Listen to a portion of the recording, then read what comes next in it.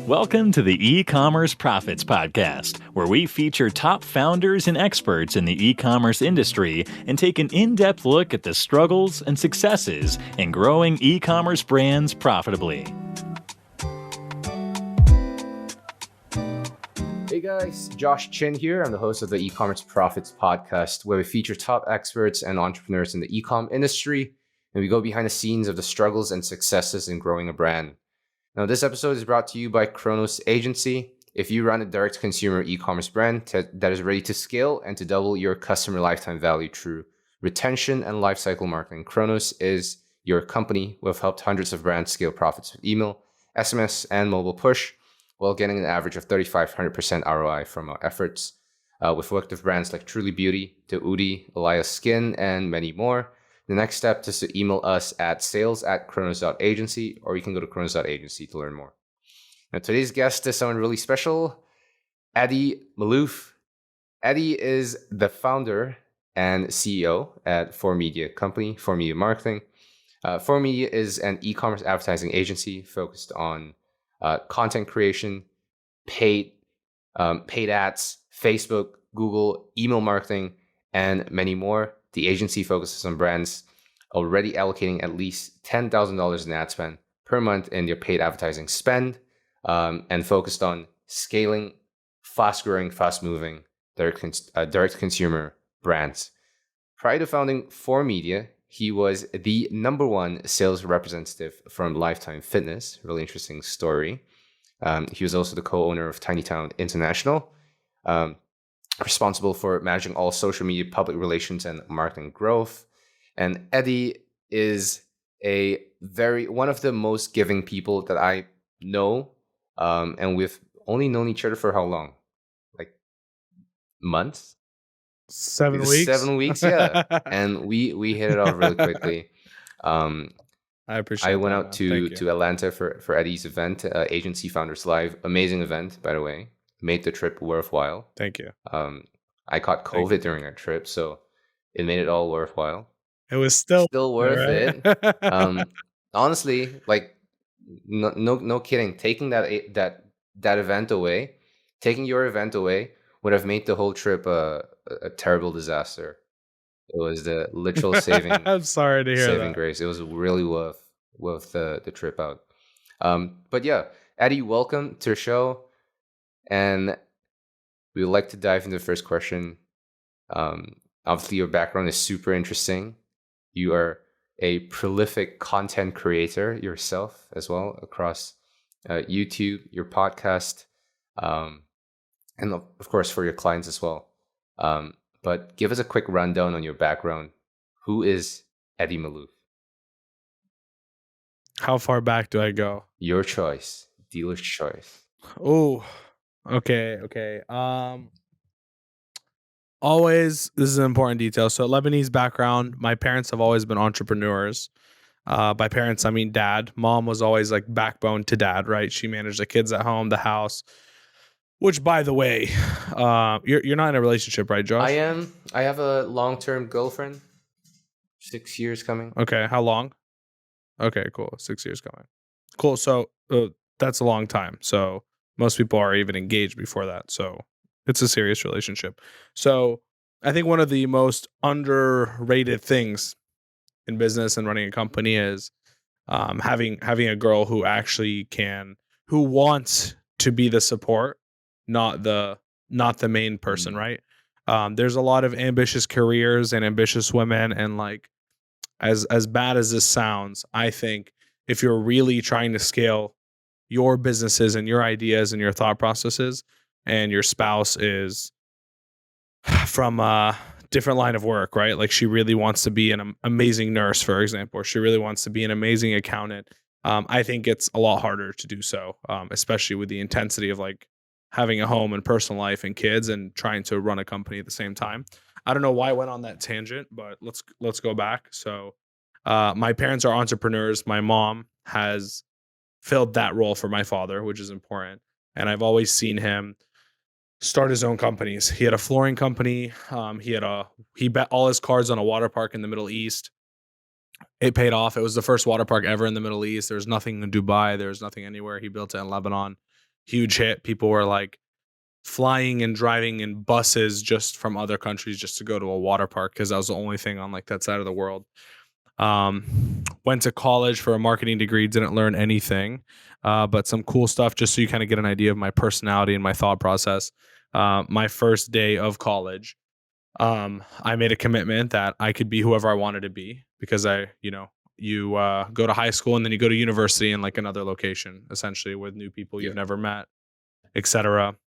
Went there and essentially I made it a goal to meet a new person with every conversation. Like I never allowed myself to sit at the same table as other people that I knew. I knocked on every single door in 9 floors of my building, met every single person.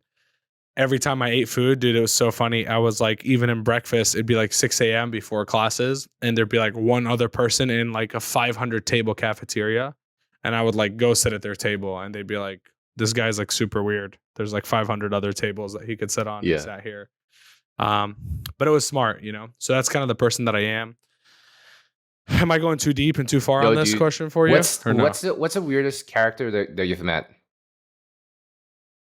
Weirdest character? Like a person? Yeah. If you remember anything that stands out. Like the weirdest person that I've met. Yeah, from your... And I don't know, dude. You've spoken to so many people. Do I need to give a name or just like you don't have kind of to. person? Like I mean in your university life. Oh, in my university life. Oh my gosh, I met so many weird people, dude. Look, I'll tell you what I found very often in university people, which now I look back and think is weird. Back then, I thought it was like cool. I met a lot of people in university, especially who like have to overcompensate their confidence and their ego in a certain way because they don't feel that self-confidence. So that's kind of like a weird character that I met very often in college. It was hundreds of different people. It was usually like fraternity guys that are super loud and over the top.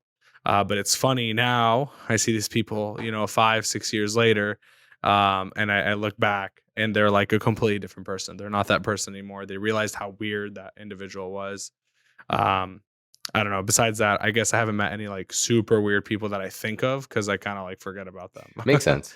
It's funny. I think to some degree we kind of shape our identity and our personality around the people around us and the context of where we're at.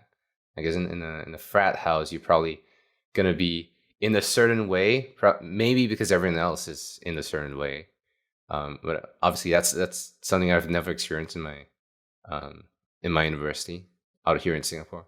So yeah. Yeah. So you didn't meet any weird people there? Definitely. We don't have the frat culture that you guys have. We don't have frat houses. I don't think in the way that you guys have it. So it's weird for sure, yeah. So you asked me what the weirdest person I met is. So what's your weirdest person that you've met? It's a very interesting question because you don't really think about it. And I think it's like these are the questions that we often don't think about, and it kind of tells me a little bit about how you think and the places where you place your attention on. And all right, it's a tangent, but I think it's related, and that's probably going to answer your question. In my conversations with friends who are not in business, who are not running their company, not running a startup, the conversations often go to what someone else has done, what someone else is doing, and how someone else is. And that's a big reason why you struggle with that question when I asked you that, because you don't think about these things. You think about what's next for you and your business, and how do you then empower people around you to level up and move into the next stage of their lives versus how someone is, if that makes sense. I think that's it makes a lot of sense. And I think that's a big difference in terms of the mindset that differentiates someone who is in business and running a company versus someone who is not. But even then, let's take it further. There are people who run their companies who are looking outward rather than inward all the time. That could also reflect on their character. I know a lot of people who run companies who always look at other people and what they have and what they don't have, and you know what I mean, rather than being focused on what they're focused on and what's around them. So, I mean, it's not necessarily just a business owner thing. There are business owners, I guess, that would probably answer, "Oh, dude, I got a Hmm. long list of weird people that I know." You know what I mean? And kind of because that's where their Right. focus is at. Makes sense. Fairly true. Fairly true. Lifetime Fitness. How do you end up in that job, and how do you end up crushing every single sales rep in the company in a matter of what? You were there for 6 months, 8 months? Yeah, I was there a total of 6 months. Yeah, 6 months: March, April, May, June, July, August. 6 months. And so here's how I crushed it. So one, I think naturally I've always been a salesperson in my life. I've always been a good communicator, right?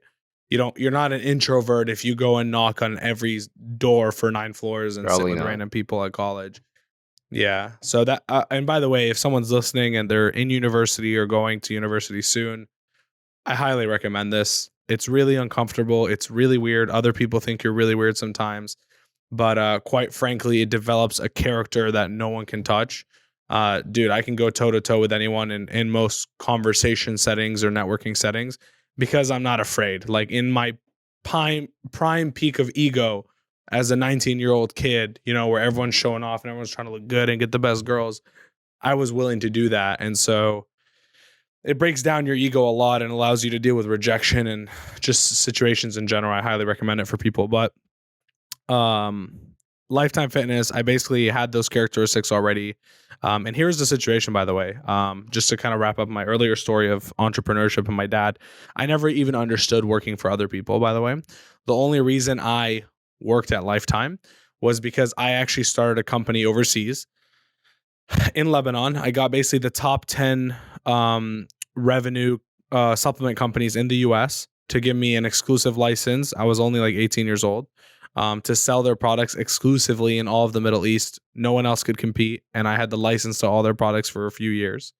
And in the time that I was getting certificates worked out to import products, I had to find a job. And I figured I was good at sales and I could, you know, I'm already in fitness. I'm learning about supplements, pre-workouts, proteins, protein bars. Like I'm in that space. Let me just get into that space where it's a position. And this is something important.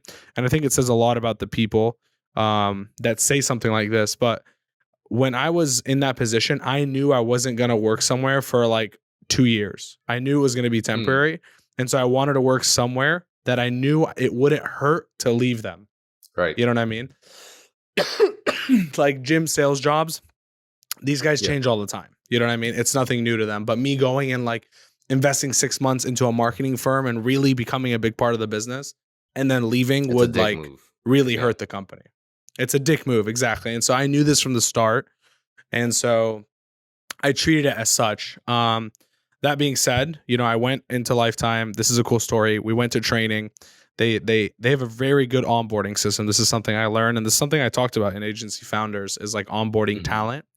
For you to be a salesperson at Lifetime, not only do you have to pass the interviews, but you have to train in the club paid for like 2-3 weeks, sometimes a month. And then they fly you to Minnesota, their Right. HQ, with like 50 other people that are trying to sign up to be a salesperson. And they put you through rigorous testing for a week. I mean, dude, like half the class failed and got sent home. It's like actually pretty serious stuff. Wow. And I was like, whoa, this is intense. I didn't expect this. Like if you showed up to a 5:30 workout class, 5:31, they sent you home on a flight. Wow. Yeah, it was insane. Yeah, so I was like, yo, it kind of got me motivated too. I was like, yo, this is a sick company. Like we're about to like only have all-stars on the team. So came back, there was 2 to 3 days left of the month and the team was way behind Mm, quota. And I just looking at the team, I spent a month with them at this point. I just knew I was the yeah. best sales guy. And I was like, and you know, I'm the youngest by far, by like a 10-year margin at least. I'm the youngest guy. Everyone's in their early 30s and up. I'm like 22, Yeah. 21. I'm a little shit compared to them. And I was telling the manager, I was like, yo, let me take in the hot leads, like the ones that walk in or the ones that call. Those are hot leads. I'm like, yo, let me Mm, get some and I'll close and we'll hit quota. And he's like, no, you can't because your month doesn't start till March, which is in 3 right. days. So you can't actually get their leads. You're still a trainee. Okay. I'm like, okay, can I call old leads that no one has talked to in a long time. And he's like, sure, go for it. So I locked myself in an office and I just picked up the phone, calling old people that have never responded in Right. years. And I closed more memberships than the rest of the team combined, and they hit quota. And from that moment on, I was like, it clicked in my head. I was like, dude, I can just dominate this. If I can do this with people who don't want to sign up and answer us, imagine people who want to sign up and walk through the door or call. And so I approached that job for 6 months with that mentality. I always had the most phone calls. I always had the most emails. I always had the most text messages sent. And I did things effectively across the board. I think that's important, especially starting a business. Lead management is like such an important thing that everyone neglects. And really the thing that made me better, obviously my sales skills played a big part in this, but it wouldn't have been what it was without the hard work and organization of my CRM. Like I knew every day, all I had to do was log in, and at 8 a.m. my computer would tell me the 65 people that I needed to follow up with today. You know what I mean? I didn't leave it up to my memory, to chance, to anything. I would just always put a follow-up task on each person, and I would clear them every single day. And over time, you know, I just had people lining up at the door to sign up with Eddie. There'd be like, I'd have to tell my friends to sign up my memberships for me because so many people were at the door. And it was just this compounding effect of you tell your friends, you tell your friends, you tell your friends, and constantly outreaching to these people. That's a big key in sales. I think everyone always looks for like the hacks and the tactics and, you know, the closing statements and things like that. But in reality, it's I think it's the follow-up and the consistency of those follow-ups. 100%. What do you think, like looking back at your experience and kind of carrying that forward into your agency today, and your many businesses, you have the hustle, you have the talent, but at the same time you had the right opportunities that were a perfect fit for your talent and your hustle. Have you, and now you're in a position where you're able to say no to a lot of things, and you probably get a ton of opportunities come by your desk every single day. How do you identify things to say yes to and things to say no to?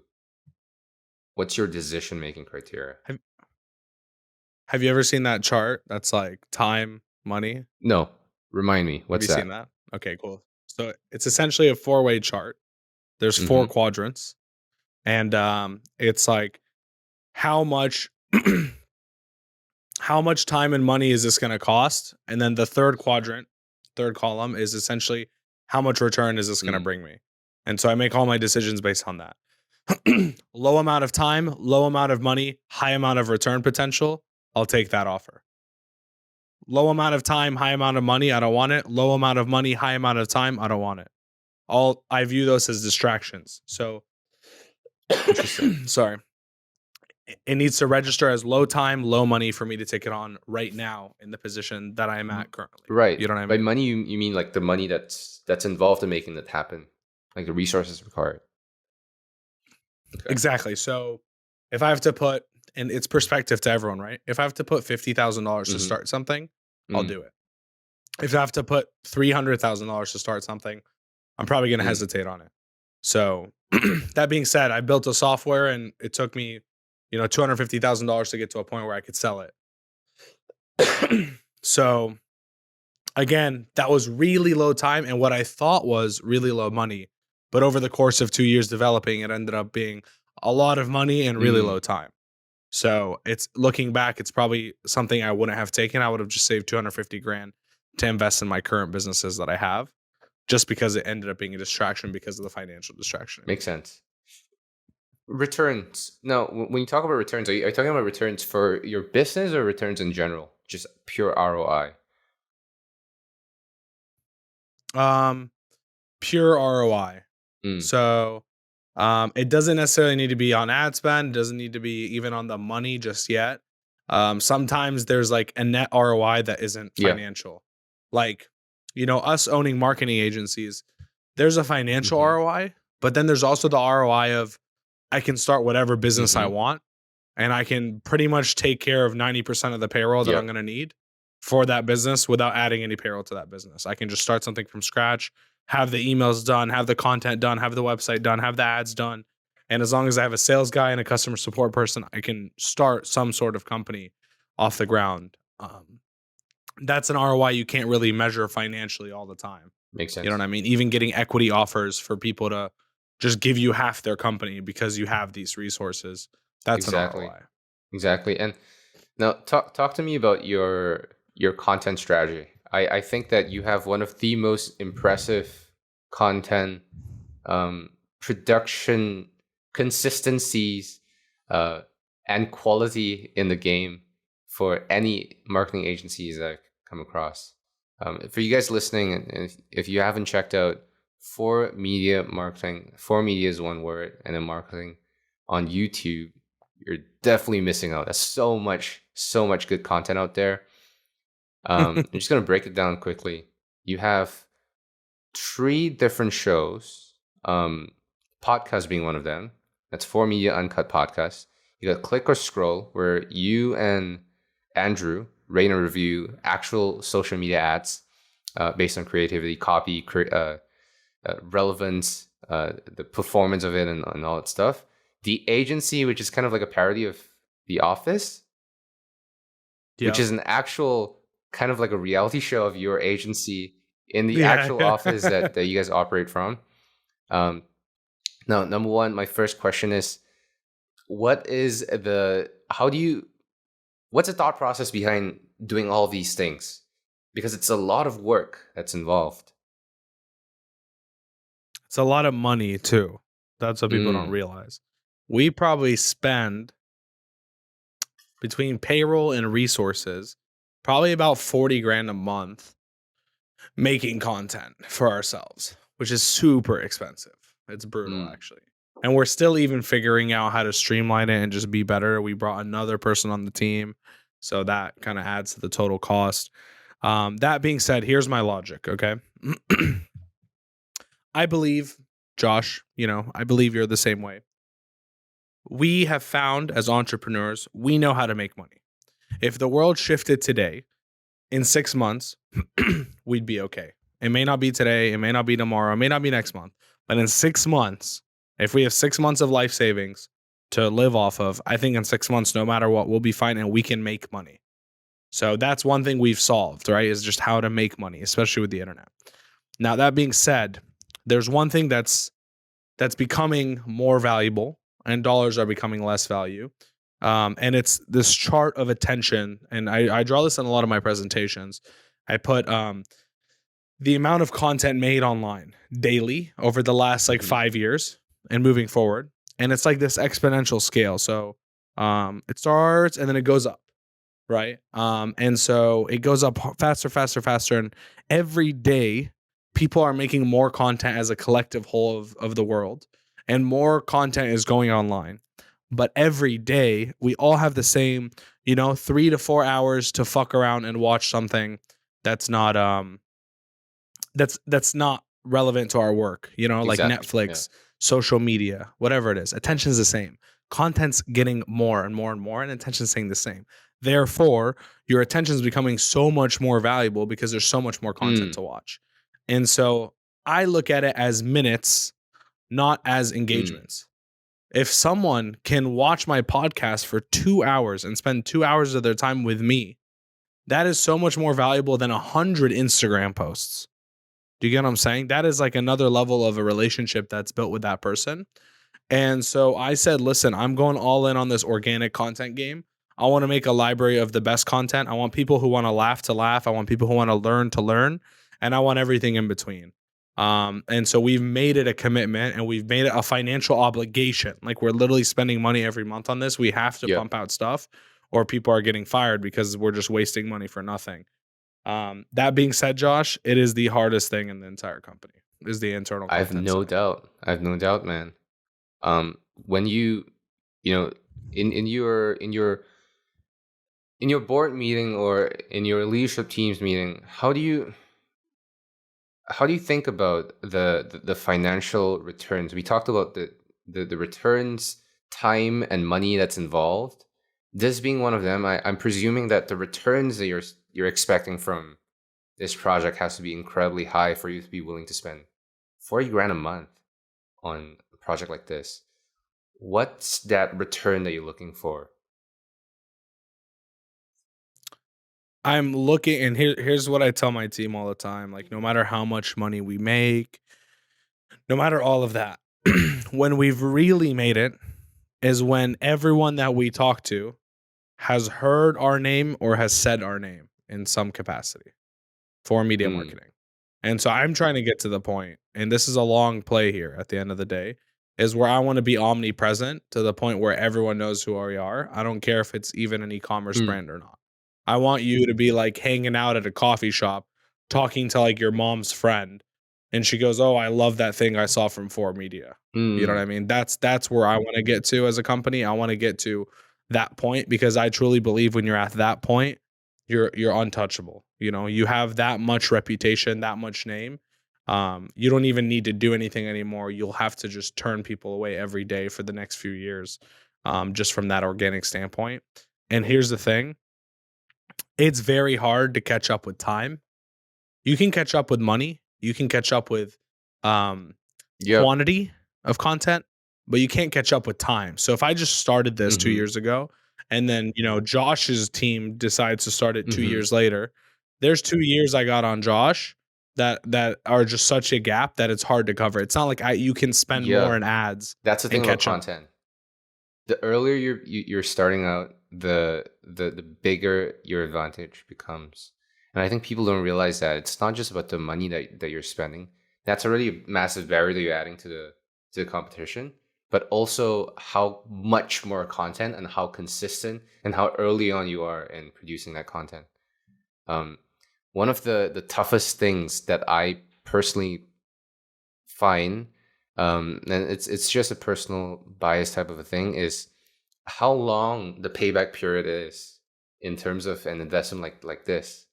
It's gonna take months, years before seeing a substantial investment that covers for the cost of the production of content. Um, is there, but in the interim period, like over the months and over like the number of videos that you guys have you seen any sort of return, client acquisition, HR hiring? What has paid off? Biggest payoffs is HR already. People really want to work for us. Like just this week, I had a guy move from another state, literally move his entire life. His girlfriend is still in the other state. He moved, he drove all the way down with the stuff, and he started working here. He got a new apartment, he got everything just to work here. I guarantee if we weren't posting content, that would have never That's happened. insane. And yeah, right. It's crazy. And it's not only the case, me posting content, I had someone from another country fly in so that we can have a serious discussion about acquiring their agency. They do very well. They do 7 figures a year. And that would have never happened if we never posted content because he knew me from my Yeah. content. And so there's like so many intangibles, but on the client side, dude, I get on so many. It's nothing feels better, I promise you, than getting on an onboarding call with someone or a sales call, and they go, "Yeah, I've seen every one of your podcast Oh, episodes." I'm like, dude, like what an yeah. easy sale. You don't This have to guy talk has, anymore. That's you know what I mean? I don't even need to say anything. I'm like, what do you want to do with in the us? You know what I contract. mean? Let's get started. So that's Mm, I mean, I'm already seeing that. But I want to see it at scale. Right now, how I'm viewing it is if I have the best looking Instagram, the best looking YouTube with great content, which this year education is going to be a big part of that. I'm posting a lot more educational content this year as part of the mm-hmm. game plan. But if I have the best looking stuff and I'm going toe to toe with 4 other marketing agencies that I don't know, and that owner is making a decision on all our agreements look fairly similar, I'm going to Mm, win because they're going to look and be like, who should we trust with our direct to consumer products? This brand who posts really fire videos all the time and images, or this brand who just posted graphics from Canva with cool tips about yep. e-commerce. Yeah. You know what I mean? Yeah. And so that's the advantage that it gets. The more we spend on ads, the more advantageous our organic Makes content sense. becomes. Eddie, what does 4Media mean? Never asked you that the whole time I was in Atlanta. Yeah. For like why it's named Yeah. 4Media. Why is Chronos I'll named tell you. It's Chronos? do you want the real reason or the story that I tell people? The one you The make one up that now. I make Yeah, up yeah. now? What's the real Okay. one? What's the Right. story? So Chronos, that's the Greek titan of time, right? The guy that controls time, controls the flow Yeah. of time specifically. Um, in my opinion, the true wealth comes from freedom of time, just being able to control and decide what you want to do with the limited amount of time that you have. And that's kind of Mm-hmm. how I view ourselves in relation to the work that we do with our clients. We're essentially giving them back time and money, right? And we're trying to do the same with our team as well. We have a massive remote company, massive remote team, and Massive. way too big, right? It's like one of the biggest things that I try to create in our culture is to create time and the opportunity that people may not have outside of Chronos. And the whole thing is that people should want to come to Chronos to work because they can, not because they have to. And they should continue working in the Mm-hmm. company because they can, not because they have to. And that's what Chronos represents. Now, the real reason, I love it. Now, what's the real reason? is that I went to a site. I'm not sure if it still exists, but it's randomnamegenerator.net.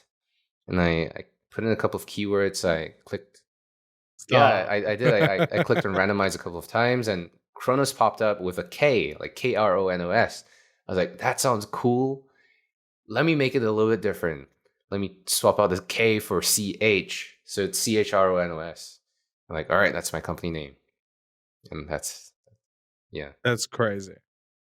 My story, the real story, is the lawyer's on the phone.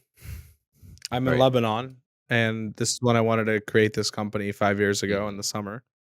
And I'm on the call, and the lawyer's like, yeah, he's in America. He's like, okay, well, we got to make an LLC first. I'm like, okay, like, whatever, just make one. He's like, well, we have to put a name on the LLC. I'm like, does this name have to be my doing business as name? He goes, no, it doesn't, but you know, it has to be Yeah. something. So I'm like, okay, let me get back to you in an hour. So I took, at the time, who I thought would be all the Mm-hmm. founders. It was me, Maalouf, last name, my friend Musa, last name, my friend Magra, last name, and my wife Muanis, last name, eventually Maalouf, Yeah. 4Media. So I was like, okay, cool. This looks cool. I can make a cool logo with a 4 and an M. 4Media Right. Marketing. And I never changed the name from there. And they never became the founders.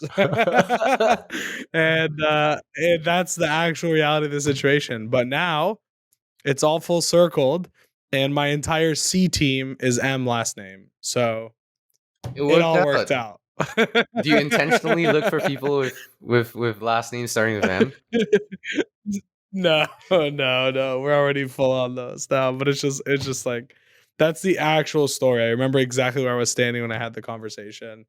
I just never bothered to change it, and I built such a name around it that I'm not, I'm not going That is anywhere with so it. funny. You So know, every single, um, especially agencies, every single successful agency owner that I asked, even Mute Six, I think has like the name Mute Six has absolutely no meaning to it. Based on as far as I understand, I asked every single person that I came across. I was like, yeah, it doesn't mean anything. What does Chronos mean? I was like, yeah, it doesn't. Yeah, you wouldn't want to know what yeah, like what does Zoom mean? I mean, what exactly. is I think you people know? place too much of an emphasis on what how important names are, company names are, that they just end up not getting stuck on the wrong things, placing their attention on the wrong things that don't necessarily move the needle. Um, but yeah, dude, great story. I wanted to ask you, what is the future of for media? And you mentioned acquisitions. What is an ideal acquisition target for you, and how do you think about the whole agency game so far? Okay, so future for 4Media. It's always been one of my goals, and I'm gonna do this, and then, you know, bring me back on when I do, just so I can say I did it. Basically, I'm trying to build like a fun factory warehouse essentially where we work. That's like another level of an office. I'm talking like an Mm-hmm. HQ where people essentially want to like literally come out of school and like apply to work for 4Media. Like Mm-hmm. that's their dream. That's where I'm trying to get to. I think I can get there in the next 5 years. And build something like absolutely insane that everyone's like, dude, this is like one of the coolest places to work in the Mm-hmm. world kind of thing. That's where we want to go. Now you mentioned the acquisition game side of things. So there's two kinds of acquisitions that we're focused on. One is Mm-hmm. e-commerce brands, and the other is an Mm-hmm. agency. And so with the agency, what I'm looking for is really good leadership. That's like point number one. I even acquired an agency that didn't have great numbers just because their leadership was good, and I completely turned them around in Mm-hmm. a month. And now they're part of us. But essentially, what we're doing is I'm going to other agencies. Let's just say Josh's agency is really good at email, but I'm also really good at ads and content. And essentially, what I'm doing is I'm going into these agencies. I know Nick Shackelford does something similar. Tommy Patterson from Weekend does something similar. And essentially, what I'm doing is I'm negotiating a deal to buy them out at their current rate that they're at, whatever the valuation is. I'll buy out, 70% of the business, example, 80% of the business Mm-hmm. sometimes. And then they will become a 4Media company. So, for example, 4Media Atlanta, and then we'll have 4Media London, we have 4Media Yep. Vancouver, et cetera, et cetera. And the point is, I'm acquiring this leadership that has been in this industry for a few years, that has done the things that they need to do, maybe not fully the right way to scale because they don't have those resources or they don't understand those capabilities yet. Or maybe they just don't have the Mm-hmm. name. And essentially, what I'm doing is instead of Josh's team just doing email and SMS, now we're doing ads for Mm. everyone. Now we're doing email for everyone as well, and we're also doing content for everyone, et cetera, et cetera. And so I can increase the valuation of that business, increase of mine, because now we're one company essentially merged. And most importantly, dude, from content standpoint, right? That 40K a month gets lighter and lighter and lighter on Yeah. me when I have more and more and more locations, because now everyone's benefiting from my 40K a month, not just me. And now everyone's using the 4Media name. Not, you're not advertising as Chronos, you're now advertising as 4Media, and so am I, and so is London, and so is Vancouver. And just having the unified name allows us to get to that point that I'm trying to get to, which is everyone knows who we are much, much faster. And so essentially, I'm using this as a way to bring on really top talented people. We have to have a mutual respect for each other at the end of the day, business owner to business owner. We both have to 100% believe that us merging in some way, shape, or fashion will make us both Mm. better. You know what I mean? And those are the people that I look for. And it was so funny. Like, one guy was like, okay, dude, how about I exit the agency and I just give you 100%. I don't want 30. I don't want 20. How about I Right. give you 100? And I was like, dude, honestly, I don't even care then. I don't even want your agency. I just want you. Mm. You know what I mean? I don't even want your agency. Like I obviously I do. I want your clientele. I want the people that are on your team. But all of that is nothing without you. I'd just be buying nothing that's going to disintegrate. I need you to want to build it as well, not just like be here on a salary for a Yeah. year and leave. So I'm trying to build a super team essentially. I just find that is probably the best way to Makes do it. sense. That makes sense. Yeah. Along your journey, and you've been building an agency and businesses for a long time now. Has there ever been any regrets? And I say regrets, but that's a heavy word. Let me rephrase that. If you could go back in time, right, and change anything at all, magic wand, what would that thing be?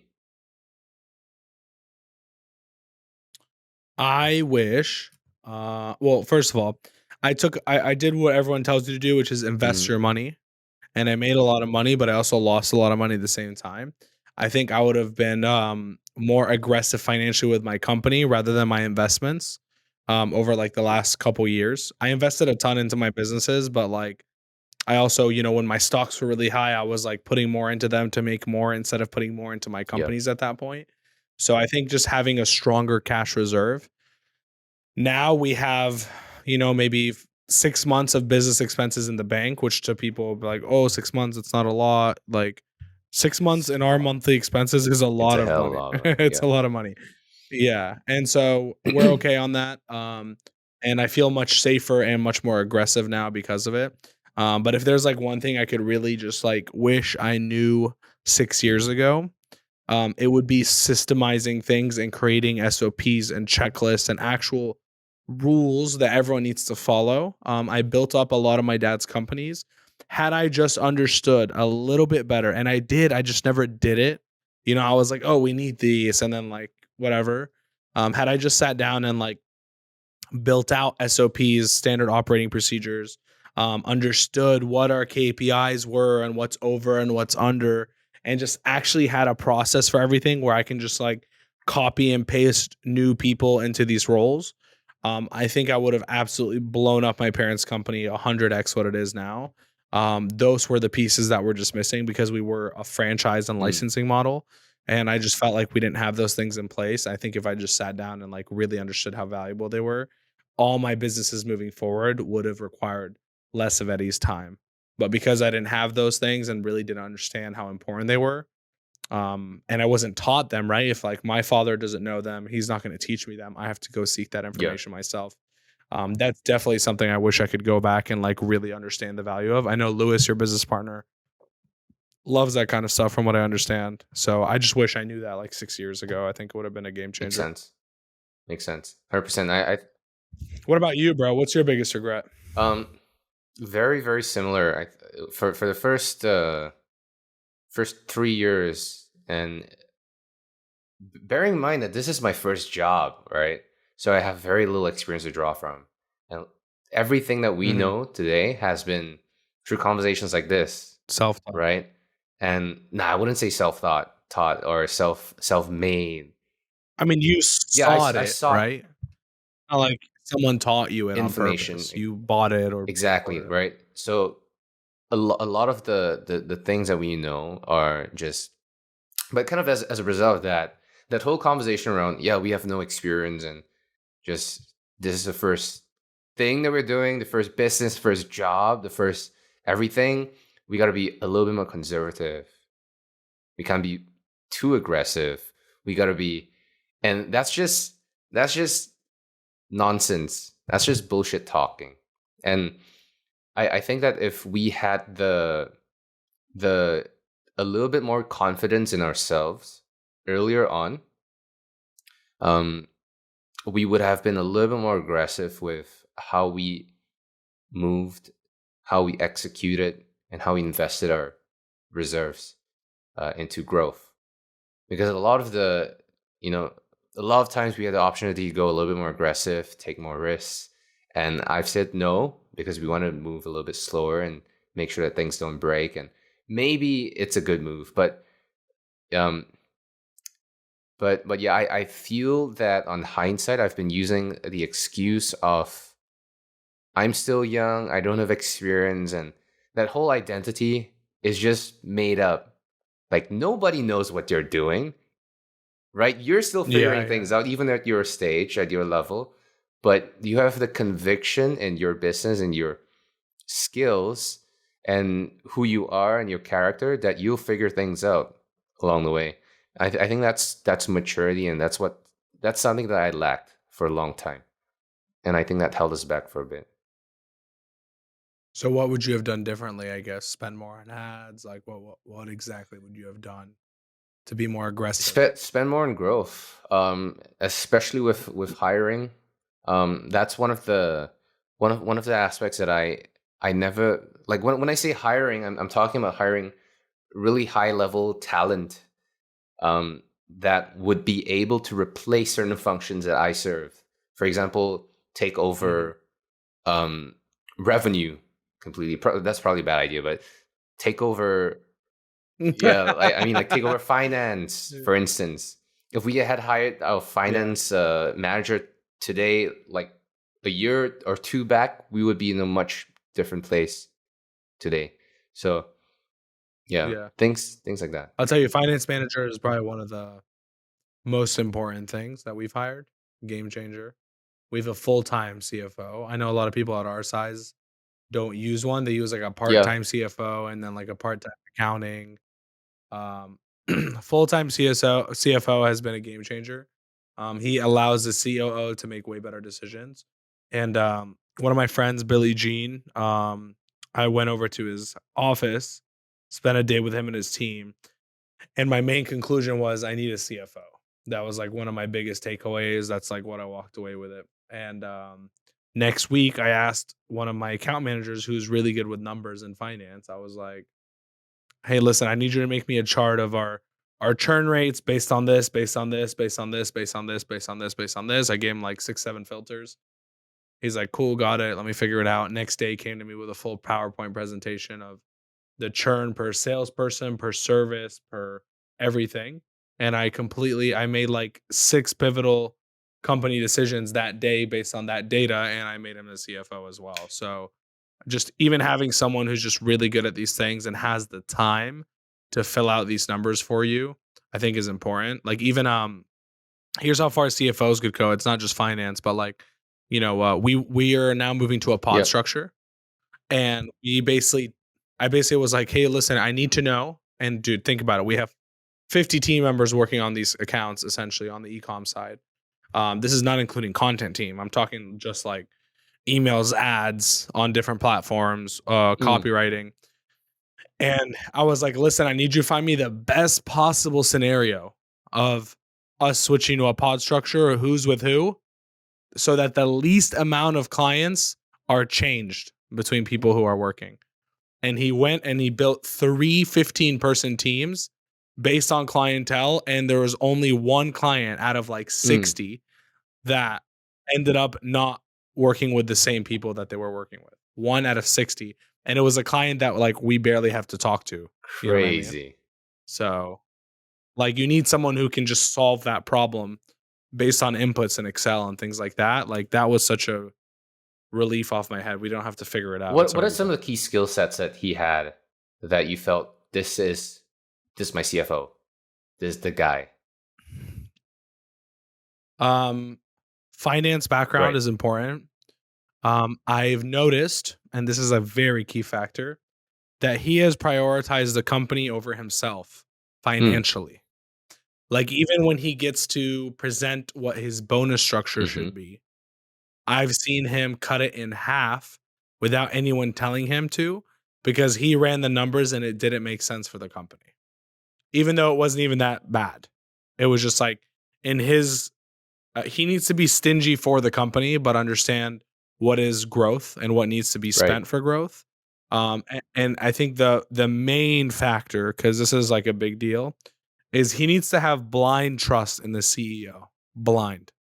Like I need to my CFO is the stingiest guy, which is good. He stops us from spending money on shit we don't need. But I also can walk into his room and be like, listen, I'm throwing an agency event in 3 months. I don't care what it costs, as long as we don't lose money. I promise you we're not going to lose money. I'm just not promising you we're going to make any. I just want to throw the best thing in the world. And he goes, do it. Yeah. You know what I mean? Instead of being like, whoa, we need to focus here. We need to focus. He's like, I believe you, do it. Whatever money we need to spend, let's do it. But let me draw up some budgets and show you what we should be spending so we don't go over. Very interesting. So I think those are important factors for sure. But Excel is everything.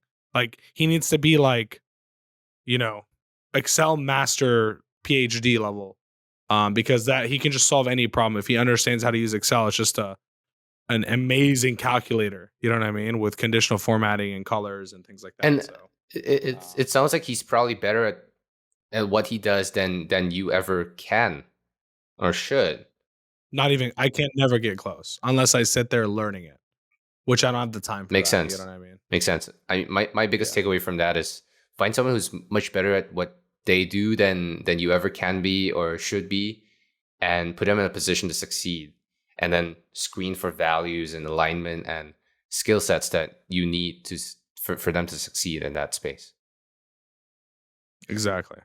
Eddie, for people listening, what's the number one advice that you have for people who may be in a couple steps behind where you're at right now, whether it be running an e-commerce brand or an agency, trying to get to the level that you're at? What's your advice? Make a team fast. So at the end of the day, I thinking back to our podcast together on my podcast, Something you and Lewis did was you hired someone before you even should hire someone. Basically, you just like knew we need to hire someone to take this off our plate. And I think that's something. I think that's just the hardest decision to make as a business owner. I don't think it's even close. I was talking the other day with someone about it, and I was like, "Look, that first time that you have to hire someone is hard, but it's even harder because what's going to happen is you hire someone, they suck or they leave or whatever the case is. That person's not Yeah. going to be there, and then you have to make the decision to do it Yeah. again. It's like that's what's hard." And I just want to encourage everyone on here, if you don't have the money to hire someone, find a partner so that you can both work without having to pay each other. And I think having a partner is important, but to build a team as quickly as possible. You're going to make less money. It's just a fact, but you need to always think ahead. And something I'm always doing is hiring ahead of time, ahead of needing someone, because I don't want to be in a position where my team isn't prepared to take on what we're trying to do. And just do it, dude. At the end of the day, if you have the team, if you have a partner, even if you're doing it by yourself, like there's no reason you can't do something. It just might take less or more time than you're thinking. But whatever it is you want, you can get it done. If Elon Musk can do what he's doing, and he used to live in, South Africa, and if Jeff Bezos can do what he's doing, if these people can do what they're doing, you can do what you want to do, which is like a million steps less than them. You know what I mean? Like that's such an attainable and achievable thing. And just know more people in the world are doing it than you think. Don't let the world fool you into thinking there's not a lot of money or a lot of successful people. There's way more than you think. They're just not on all. They're not all on social media and being loud about it. They're mostly the quiet people. 100%. Eddie, thank you so much for your time. What is the best way to connect with you for people interested in learning more about 4Media, or even just have a chat with you? My Instagram, Eddie Maalouf. It's EDDIE MAALOUF.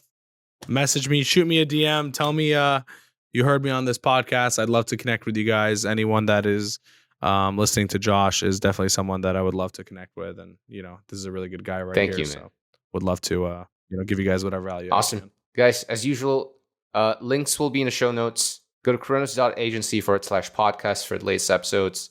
And Eddie, thank you so much. Loved chatting with you as always. And if you guys haven't checked out Eddie's podcast yet, the latest episode is out with me and my co-founder Lewis. 2.5 hours long episode. Crazy, jam-packed with value. We talked about things that we never talked about. If you want to get to know me and my co-founder Lewis and his first time on a podcast like ever, definitely go check out that episode. It's on 4Media Marketing YouTube channel. You will not miss it. I believe it's called, the title of that episode is called Owning a 7-Figure Agency but Living in Dorms. Fun. Very fun. Eddie, thank you so much. It's been a pleasure. Appreciate you, man. Thank you so much, Josh. Thanks for listening to the E-Commerce Profits Podcast. We'll see you again next time, and be sure to click subscribe to get notified of future episodes.